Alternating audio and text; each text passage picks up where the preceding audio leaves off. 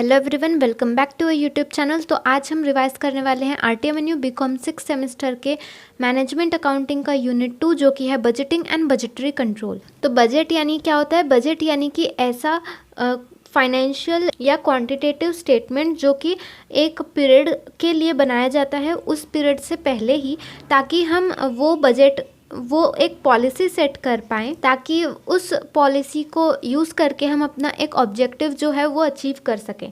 वो बजट को हमें ध्यान में रख के अपना काम करना है, ताकि हमारा नुकसान भी ना हो फाइनेंशियली और साथ ही में अपना ऑब्जेक्टिव भी पूरा हो सके।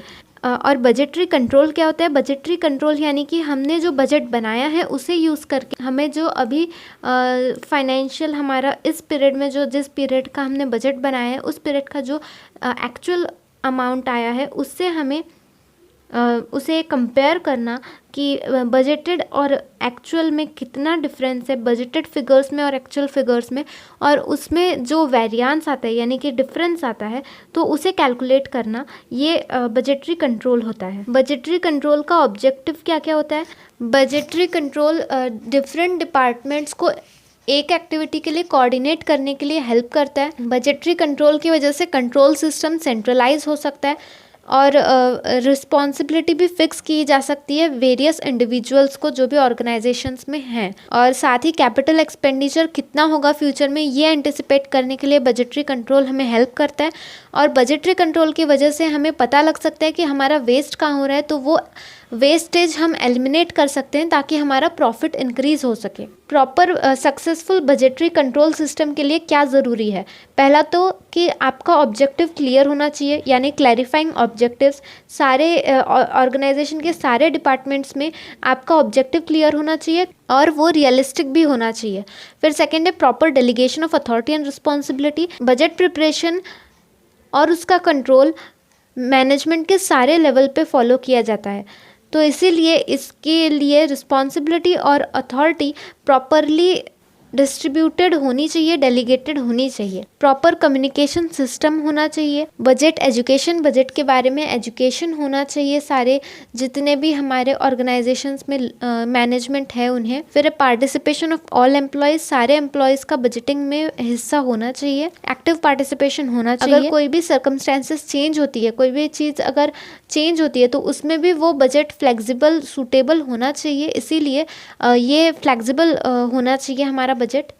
और मोटिवेशन यानी कि हमारे बजट से हमें जितने भी एम्प्लॉयज़ हैं वो इंटरेस्टेड होने चाहिए, मोटिवेटेड होने चाहिए, ताकि वो अच्छा काम करें और हमें हमारे ऑर्गेनाइजेशन को सक्सेस मिले। बजट के कौन कौन से टाइप्स होते हैं? पहले तो टाइम के हिसाब से अगर क्लासिफाई करें हम बजट को, तो लॉन्ग टर्म बजट होता है, शॉर्ट टर्म और करेंट बजट।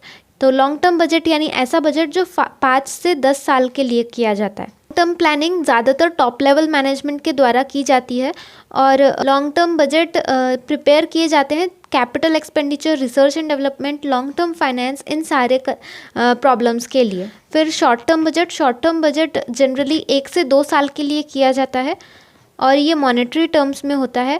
ये जो है short term budget consumer goods industries जैसे कि शुगर, कॉटन, टेक्सटाइल, ये सारे लोग यूज़ करते हैं।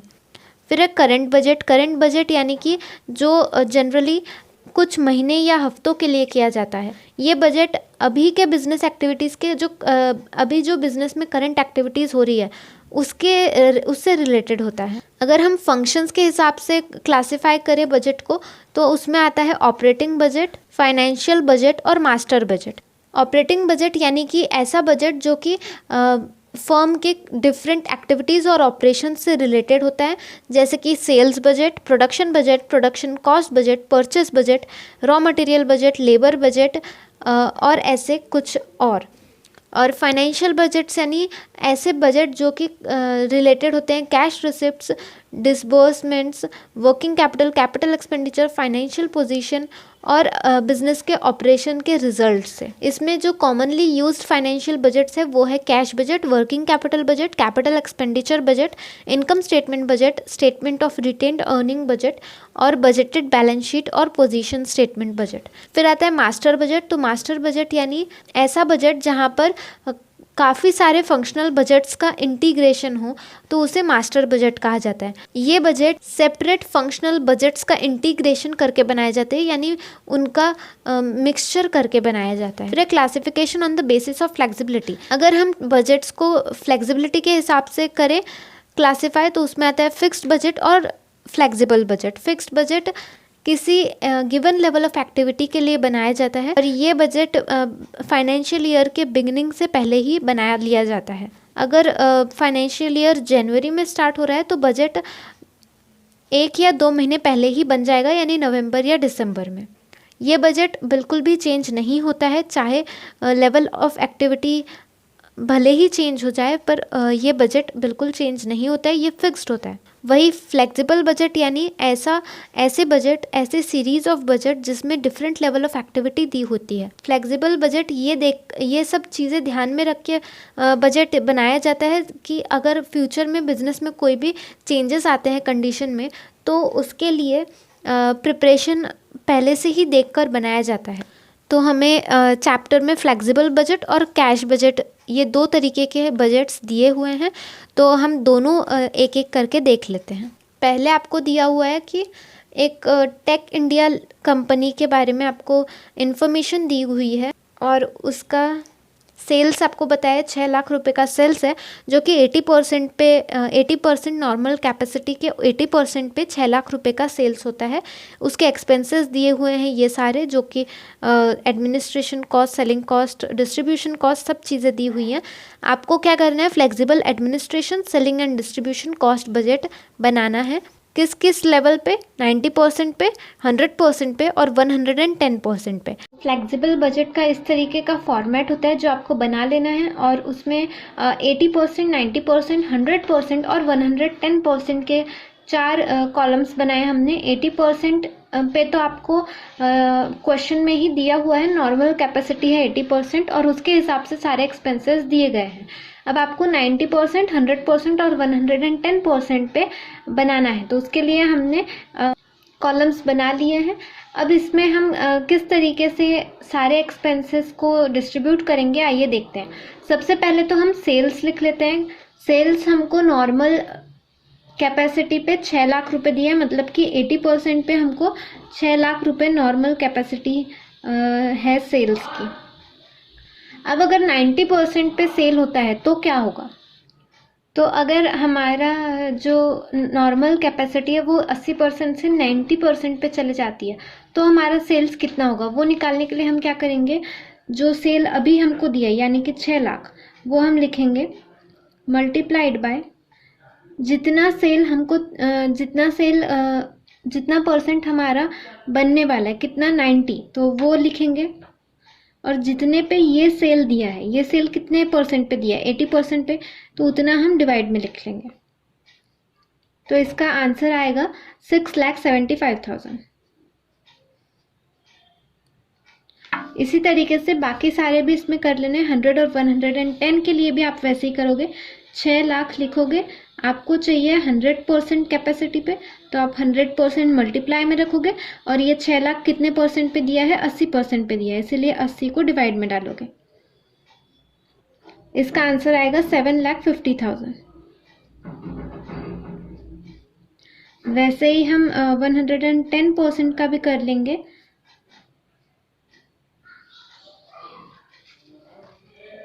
इस तरीके से हमारे पास सेल्स की वैल्यू आ गई तीनों कॉलम में लिखने के लिए। तो हम लिख लेते हैं यहाँ पे 6,75,000, 7,50,000 और इसमें 8,25,000। अब आपको इसमें एडमिनिस्ट्रेशन कॉस्ट जोड़ना है, उसके बाद सेलिंग और फिर लास्ट में डिस्ट्रीब्यूशन। सेलिंग और डिस्ट्रीब्यूशन कॉस्ट आपको अलग से दिए हुए हैं, एडमिनिस्ट्रेशन कॉस्ट भी आपको अलग से दिया हुआ है, बस उसको आपको ऐड करना है। तो ये हम यहाँ पे एडमिनिस्ट्रेशन कॉस्ट ऐड करते हैं।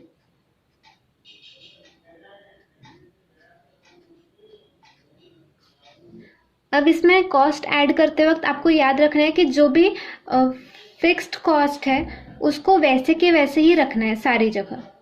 जैसे कि ऑफिस सैलरी आपकी फिक्स होती है, यानी उतनी सैलरी आपको हमेशा, चाहे कितना भी प्रोडक्शन हो जाए, आपको उतनी सैलरी देनी ही पड़ेगी। तो वो फिक्स्ड होती है। इसीलिए ऑफिस सैलरी फिक्स्ड होने की वजह से जितनी भी प्रोडक्शन हो जाए सब में सेम ही वैल्यू आएगी, यानी कि 90,000।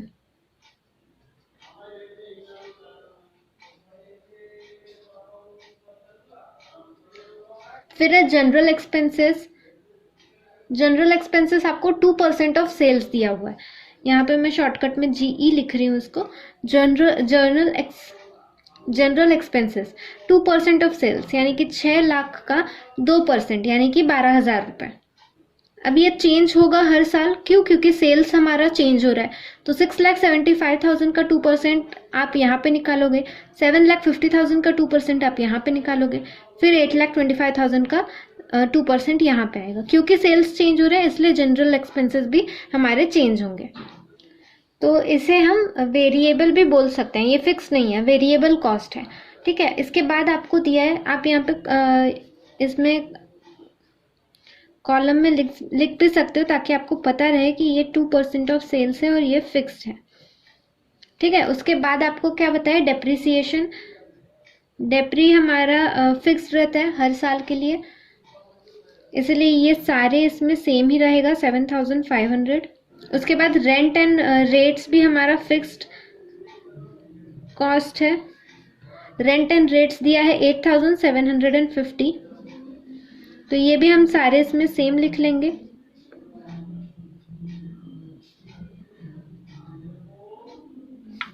तो ये हो गया हमारा एडमिनिस्ट्रेशन कॉस्ट। इसका हम टोटल कर लेंगे, तो टोटल एडमिनिस्ट्रेशन कॉस्ट आ जाएगी हमारी, जिसको हम ए से रिप्रेजेंट करते हैं। सारे परसेंट ऑफ कैपेसिटी की टोटल निकाल लेनी है। टोटल कहाँ से आएगी, 90 से यहाँ तक, क्योंकि एडमिनिस्ट्रेशन कॉस्ट यहाँ से शुरू हो रहा है, सेल्स हमारा नहीं आएगा उसमें। तो ये 90,000 प्लस 12,000 प्लस 7,500 प्लस 8,750, टोटल करेंगे हम 1,18,250। इसके बाद हम इसमें सेलिंग कॉस्ट इंक्लूड करते हैं।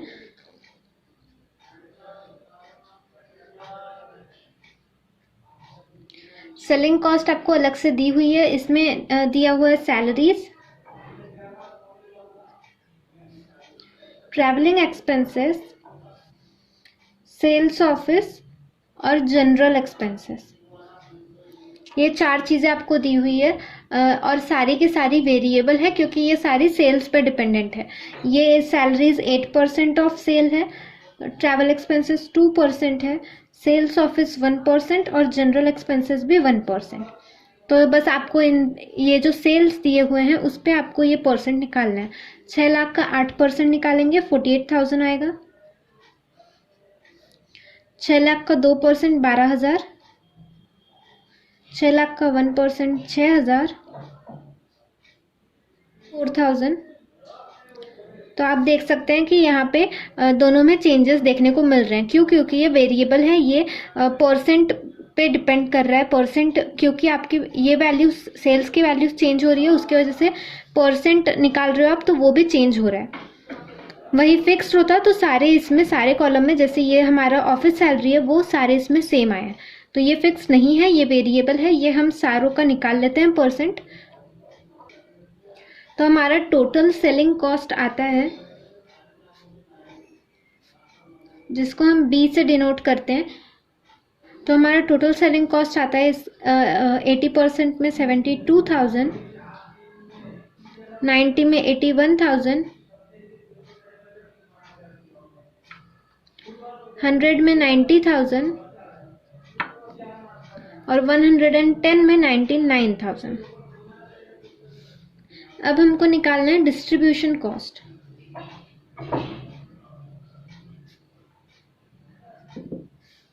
तो आपको डिस्ट्रीब्यूशन कॉस्ट में 3 चीज़ें दी हैं, वेजेस, रेंट और अदर एक्सपेंसेस।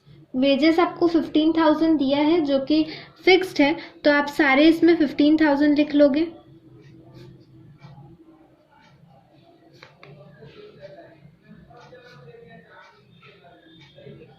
और रेंट आपको 1% ऑन सेल दिया है और अदर एक्सपेंसेस 4% ऑफ सेल दिया है। तो रेंट हमारा सेल पे 1% यानी कि 6,000 रुपये आ जाएगा। ये चेंज होगा क्योंकि सेल हमारी चेंज हो रही है। इसका आ जाएगा 6750, इसका आएगा 7500 और इसका आएगा 8250। वैसे ही 4% अगर निकालेंगे हम तो ये आएगा 24,000। अब इसको टोटल डिस्ट्रीब्यूशन कॉस्ट निकाल लेंगे तो इसको हम सी से डिनोट करेंगे। इसका भी हमें टोटल निकाल लेना है। 15 प्लस 24 प्लस 6 30, 30 प्लस 15 45,000। तो हमारा टोटल कॉस्ट आता है। टोटल कॉस्ट हम कैसे निकालेंगे, जितना भी एडमिनिस्ट्रेशन कॉस्ट आया था हमारा वो, प्लस जितना हमारा सेलिंग कॉस्ट आया था वो, प्लस हमारा टोटल डिस्ट्रीब्यूशन कॉस्ट आया था वो, यानी कि ए प्लस बी प्लस सी जब करेंगे आप, यानी कि 1,18,250 प्लस 72,000 प्लस 45,000, तो वो आपका जो आंसर आएगा यानी कि ये रहेगा टोटल कॉस्ट, यानी 80% पे आपका टोटल कॉस्ट इतना आएगा, 2,35,250। 90% कैपेसिटी पे आपका टोटल कॉस्ट आएगा 2,49,500। 100% पे आएगा 2,63,750 और 110 पे आएगा 2,78,000। तो इस तरीके से हमारा फ्लेक्सिबल बजट तैयार किया जाता है। नेक्स्ट हमें कैश बजट का प्रॉब्लम देख लेते हैं। कैश बजट के लिए आपको यहाँ पे इंफॉर्मेशन दी है। आपको कैश बजट बनाना है 3 मंथ का, जो कि 30 नवंबर पे एंडिंग होगा। 30 नवंबर पे एंड होगा, यानी कि आपको 3 मंथ कौन कौन से बनाने हैं, सितंबर अक्टूबर नवंबर, तभी वो 30 नवंबर पे एंड होगा।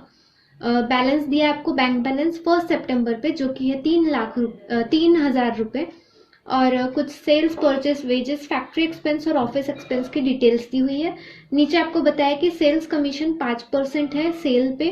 फिर आपको फिक्स्ड असेट्स के बारे में बताया है कि सितंबर में जो फिक्स्ड असेट्स परचेस किए थे 19,500, उसकी वैल्यू आपने अक्टूबर में पे किया है। और आपको बताया कि डिबेंचर इंटरेस्ट का भी जो कीमत है, जितना भी इंटरेस्ट है वो अक्टूबर में पे होगा। और बाद में आपको क्या बताया, the period of credit allowed to customer, जितना भी कस्टमर को पीरियड अलाउ किया गया है वो 2 मंथ का है। तो जितना भी आपने सेल किया है उसमें यानी जुलाई को जितना सेल हुआ है वो 2 मंथ कब खत्म होंगे, सितंबर में, है ना। तो क्रेडिट अलाउड पीरियड 2 मंथ का है और 1 month credit is obtain from suppliers of goods. Wages are paid on an average fortnight 1st and 16th of each month. और एक्सपेंसेस, जिस महीने के एक्सपेंसेस ड्यू है उसी महीने एक्सपेंसेस पे किए जाते हैं। तो आइए कैश बजट बनाते हैं। कैश बजट का फॉर्मेट इस तरीके से होता है, आपको ऊपर रिसिप्ट लिखना होता है, नीचे पेमेंट्स आते हैं सारे, और जितने आपको मंथ के बनाना है वो सारे मंथ आप लिखते हो। जैसे कि यहाँ पे 3 महीने का बनाना है, सितंबर अक्टूबर और नवंबर। सबसे पहले आपको क्वेश्चन में बैंक बैलेंस दिया है 1 सितंबर का, तो वो हम लिख लेते हैं। रिसिप्ट साइड और पेमेंट साइड 2 साइड रहते हैं इसमें। पहले हम बैंक बैलेंस लिख लेते हैं कि हमारे पास बैलेंस पहले से कितना है।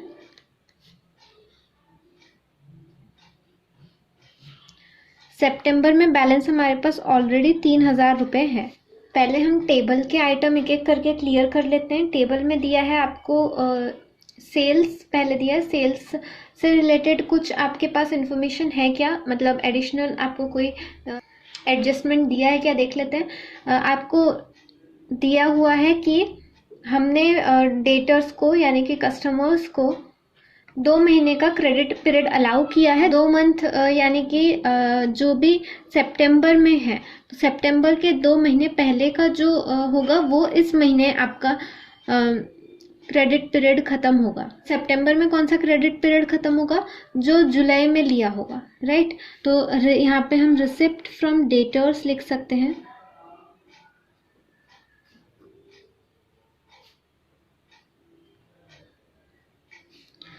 जुलाई का, तो जुलाई का सेल्स हमारा था 24,000।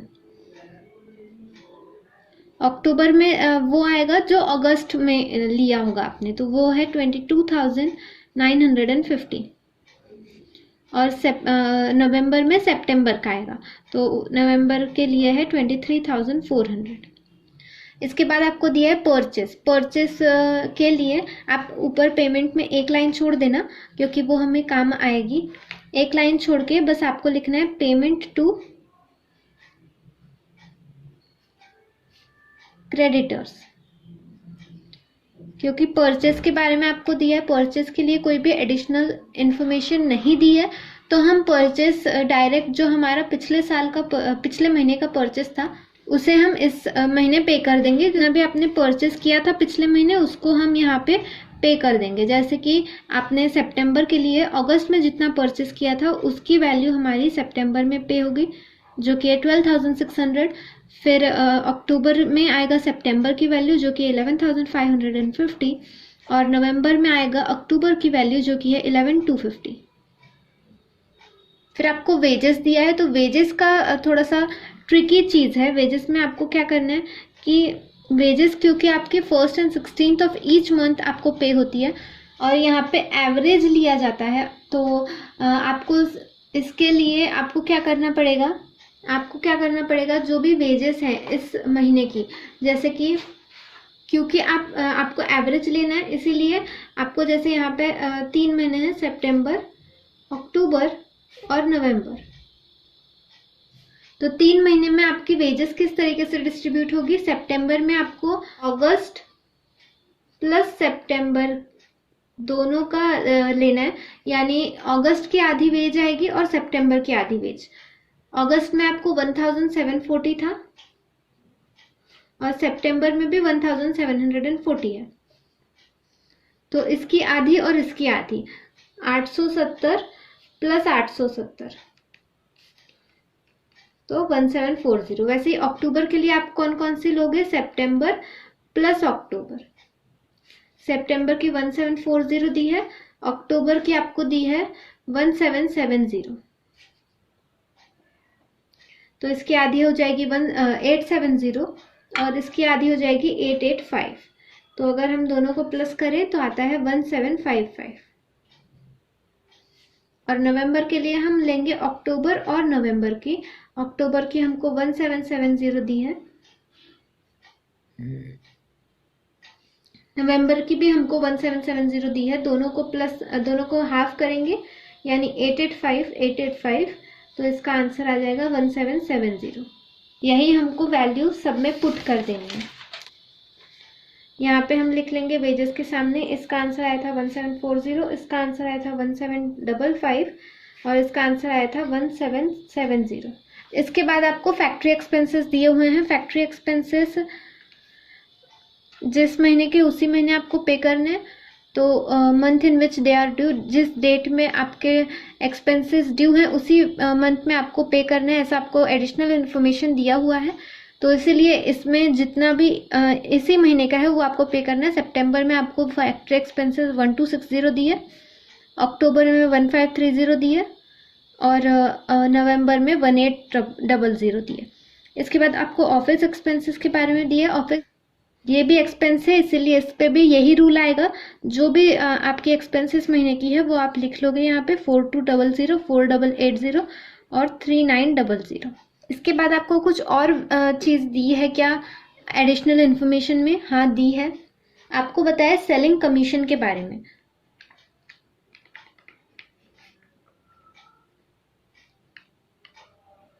सेलिंग कमीशन के बारे में आपको क्या बताया है कि जितना भी आपका सेल हुआ है, जितना भी सेल्स का कलेक्शन हुआ है, तो उस मंथ के नेक्स्ट मंथ में आपको उसकी सेल्स कमीशन मिलेगी। यानी कि जो हमने डेटर से रिसीव किया था, रिसिप्ट फ्रॉम डेटर 24,000, तो इस महीने यानी सितंबर में आपको 24,000 रिसीव हुए हैं, तो अक्टूबर में उस पर आप कमीशन पे करोगे। तो 24,000 अगर आपको सितंबर में रिसीव हुआ है तो उस पर 5% कमीशन कितनी आएगी, 1,200, और वो 1,200 आप पे करोगे अक्टूबर में। सितंबर में कोई भी कमीशन नहीं आएगी क्योंकि हम सिर्फ 3 महीने का बजट बना रहे हैं। ये 1,200 हमारा सितंबर के रिसिप्ट पे लगेगा। फिर यहाँ पे नवंबर में क्या आएगा, अक्टूबर के रिसिप्ट पे हमारा 5% निकालेंगे हम, जो कि आता है 1,148। इसके बाद आपको एडिशनल इन्फॉर्मेशन और क्या दी है, आपको बताया है कि जो आपने फिक्स्ड असेट सितंबर में लिए हैं,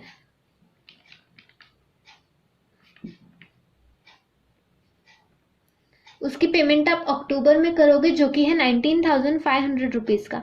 तो वो भी आप यहाँ पे लिख लोगे पेमेंट में, क्योंकि आप पे कर रहे हो। उसके बाद आपको और क्या बताया, डिबेंचर इंटरेस्ट के बारे में बताया, जो कि आपको 5,000 रुपीज़ अक्टूबर में पे करना है। अब आपको क्या करना है, आपके रिसिप्ट पेमेंट सारी चीज़ें आपकी ट्रांसफ़र हो चुकी है। अब आपको देखना है कि यहाँ पे कुछ डेफिसिट बचता है क्या। तो अब हमें क्या करना है, रिसिप्ट की पूरी टोटलिंग करनी है। कितनी आती है यहाँ पे, 27,000। और यहाँ पे हमें करना है अपने पेमेंट की टोटलिंग। तो पेमेंट की टोटलिंग यानी कि 12,600 प्लस 1,740 प्लस 1,260 प्लस 4,200 आता है 19,800। यानी कि ये साइड हमारी पेमेंट साइड छोटी है। पेमेंट साइड में बैलेंस हमारा आता है 7,200 रुपीज़। तो ये बैलेंस हमारा चले जाएगा अक्टूबर के रिसिप्ट साइड में। जो हमने बैलेंस के लिए एक लाइन छोड़े थे, वहाँ पे ये बैलेंस ट्रांसफ़र हो जाएगा। फिर इन दोनों का एडिशन करेंगे हम, 7,200 प्लस 22,950 तो आता है 30,150। के बाद हमें पेमेंट की भी टोटलिंग करनी है, और फिर पेमेंट की टोटलिंग में से इन दोनों को माइनस करना है। देख, तो इसकी टोटल आती है 45,335, जो कि बताता है कि पेमेंट साइड आपकी बड़ी है। तो पेमेंट साइड अगर बड़ी है तो इसका मतलब यहाँ पे बैलेंस नहीं आएगा। अगर बैलेंस यहाँ पे नहीं आएगा तो क्या होगा, यहाँ पे डेफिसिट जमेगा। डेफिसिट कितना आएगा, 15,185। अब यहाँ पे कोई भी बैलेंस नहीं बचा है, इसीलिए नवंबर के भी बैलेंस में ज़ीरो आएगा। और यहाँ पे अक्टूबर में डेफिसिट है, तो वो नवंबर के डेफिसिट में जाएगा, जो कि है 15,185। अब वापस से आपको वही करना है, पेमेंट की साइड और रिसिप्ट की साइड का टोटल करना है। जो भी बड़ा है उसके अपोजिट साइड वाले इसमें आपको लिख लेना है। जैसे कि इसका टोटल आता है, पेमेंट का टोटल आता है 35,053 रुपीज़, और रिसिप्ट आपको दिया 23,400। तो यानी कि रिसिप्ट साइड हमारा छोटा है, इसलिए रिसिप्ट साइड में हम डेफिसिट लिख लेंगे, जो कि आता है 11,653। और बैलेंस यहाँ पे कुछ भी नहीं बचता, इसलिए यहाँ पे ज़ीरो। तो इस तरीके से आपका कैश बजट बनता है। आपको ये वीडियो अच्छा लगा हो तो वीडियो को लाइक करना ना भूलें, अपने दोस्तों के साथ इसे ज़रूर शेयर करें। इसका यूनिट 1 हमारे चैनल पे ऑलरेडी अपलोडेड है, तो अगर आपने वो वीडियो नहीं देखा है तो डिस्क्रिप्शन बॉक्स में उसकी लिंक दे रखी है, आप वहाँ से जाकर उसे चेक कर सकते हैं। इसके आगे के यूनिट 3 और यूनिट 4 की वीडियो जल्दी ही हमारे चैनल पर आने वाली है। उसके लिए हमारे चैनल को सब्सक्राइब करके रखें और ऑल नोटिफिकेशन ऑन करके रखें, ताकि आपको उसकी नोटिफिकेशन मिल सके। आप कमेंट सेक्शन में आपके कमेंट्स लिख के मुझे मोटिवेट कर सकते हैं ऐसे ही अच्छे अच्छे वीडियोस बनाने के लिए। Thank you so much.